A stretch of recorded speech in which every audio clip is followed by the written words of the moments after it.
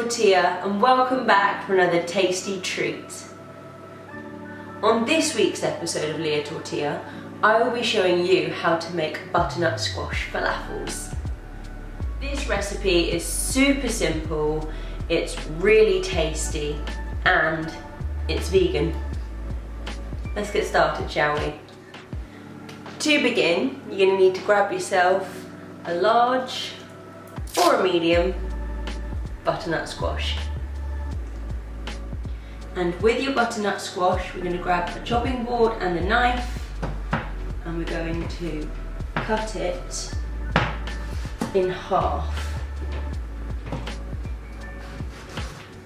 like so. And I know this isn't exactly in half, but it's still two halves, kind of, more or less. And then with each half of your butternut squash, you're going to grab a spoon and we're going to scoop out the seeds on the inside, just like that.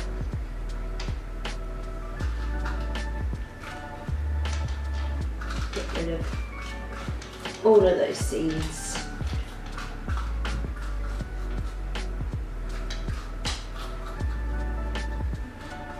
And once you've successfully scooped out the seeds from each half of your butternut squash, you're going to want to grab yourself a baking tray and we're going to score the flesh of our butternut squash like this. Just get the knife and run it along the flesh of your butternut squash. We're going to make these little diamond shapes like that. And then we get our butternut squash ready for the oven by drizzling them with a little bit of vegetable oil. You rub that into the flesh. Once you've rubbed the oil in, we're going to go and sprinkle them with salt and pepper. And go ahead and rub that into the flesh as well.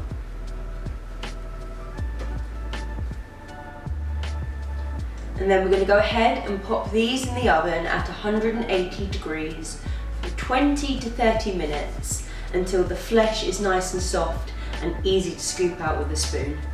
While your butternut is roasting in the oven, grab yourself a frying pan and a little bit of vegetable oil and 1 or 2 red onions. It's up to you. I'm only using 1 because this one is quite large. And we're going to take our knife and our onion, slice off the top and the tail, remove the skin.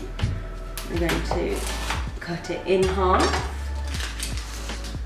and remove the outer layer like that. And then we're going to slice down the onion like so. Be careful, watch your fingers. And then I'm going to gently dice the onion. Once you've finally diced your onions, we're just going to push them to one side of the chopping board for now. And we're going to finely chop 3 cloves of our favourite ingredient, garlic. Once you've finally chopped your garlic and your onions, we're just going to go over here to the hob where we're going to put our frying pan with oil on a low to medium heat. We're going to get that oil nice and hot before adding our onions and garlic. Okay, so our vegetable oil is now nice and hot.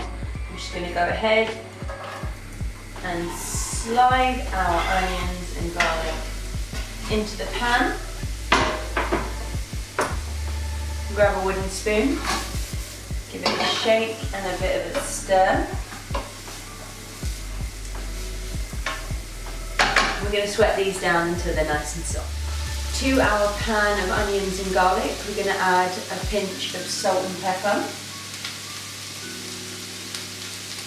a teaspoon of crushed chili flakes,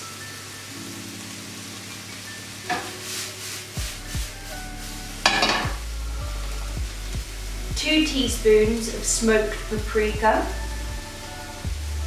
Give it a stir and turn the heat down. And then we're going to add 2 teaspoons of ground cumin.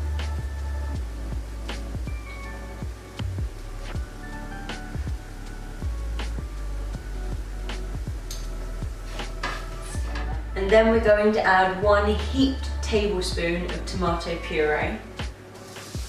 You can also add a teaspoon of chopped coriander, freshly chopped coriander. That's optional, you don't have to add it. I'm not going to because I missed it off my shopping list, but it's alright. It's optional anyway. So you're just going to stir in tomato puree into your onions and garlic and all of those spices, and then it should like come together to form this kind of delicious smelling paste.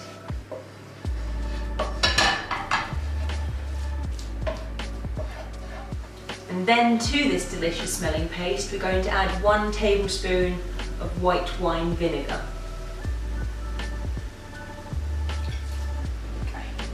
And that just loosens up the paste a little bit and adds extra flavour. Then we're going to turn off the heat and leave this to the side to let it cool down while we wait for our butternut squash to finish roasting in the oven. Once your butternut squash is fully roasted, it's nice and soft and it's come out of the oven, grab yourself a bowl. Let your butternut squash cool down just slightly so you can handle it. I mean, yeah, this could do with a little bit more cooling down, but it's alright, I'll just hold it with a tea towel. And you're going to grab yourself a spoon and we're gently going to spoon out the flesh, leaving behind the skin.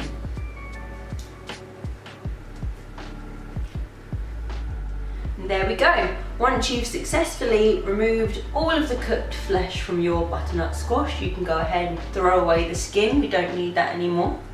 And to our bowl of butternut squash, we're going to add this delicious smelling paste that we made earlier with our onions and garlic.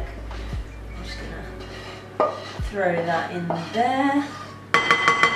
Make sure you get absolutely all of it because this is where the flavour comes from. Scoop it. Don't waste a single drop. And then to this bowl, we're going to go ahead and add 2 tins of chickpeas in water that I have drained, because we don't want the water that the chickpeas are in, we just want the chickpeas. So 2 tins, there you go. And each tin is 400 grams of chickpeas. So 800 grams of chickpeas. And then what we're going to do is we're going to mix all of this together without dropping it on the floor. And once you've mixed all of those ingredients together, we're just going to add a touch more salt and pepper. And then for the fun part, we're going to grab our electric hand blender and we're going to coarsely blend this into a semi-paste. Okay, so the reason that we only coarsely blend this mixture is because we don't want a completely smooth texture. We would like some, if you can see, there's still some chickpeas in this mixture left whole, because we want that texture when you bite into the falafel, so it's not just a complete smooth mush like hummus. We want that bite to it. So now, this is where things get messy. So now you're going to grab yourself a oven tray and you're going to line it with greaseproof paper, like I've done there. Then, with your delicious falafel mixture, this is where it gets messy, like I said. You're going to grab a small handful like this and you're going to mix it into a ball. Now you can wear gloves. I would fully advise wearing gloves if I were you, because my hands are disgusting. So once you've made your falafel mix into a ball, you're just going to place it onto your oven tray like that. You just continue until you run out of mix. So there you go, they're my falafel balls just before going in the oven. And what I do like to do before I put them in the oven is just grab a tiny pinch of salt. Well, this actually works really well with sea salt, and just sprinkle the tiniest amount over the top of each falafel before you place them in the oven at 180 degrees for 20 to 25 minutes until the moisture has come out of them and they're firm to touch, nice and golden brown on top. You don't want to completely dry them out though, because otherwise they will just be like eating dust. It won't be very nice. You want to give a little bit of moisture in there, but ideally you don't want them to be soft and pliable anymore. You want them to have that nice falafel texture to them. So I'm going to put these in the oven, and I'll make a salad and we'll plate them up. I'm going to show you the final result. And there you go, that's my recipe for roasted butternut squash falafel. I hope you've enjoyed this video, and if you have, don't forget to give this video a like, give this video a share, leave me a comment, and if you really like what I do, then subscribe to my channel, and I will see you next week for more tasty treats. This has been Lia Tortilla. Bye guys.